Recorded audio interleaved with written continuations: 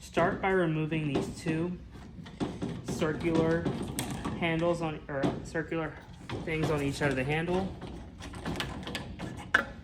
And then take this L bracket, push in here, give it a half spin,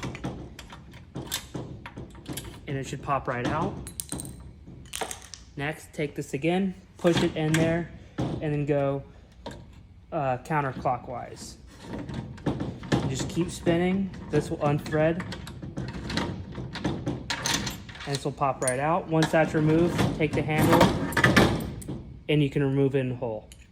Put it back together, just reverse it, put this back in place. Make sure this little H symbol, or this little hexagonal symbol, is facing upward.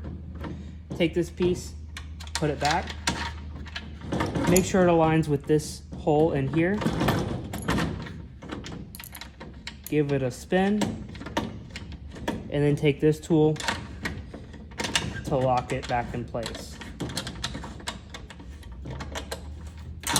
After that, take your black plunger. You want this to be horizontal. So start by going inward, push in, give it a little half spin.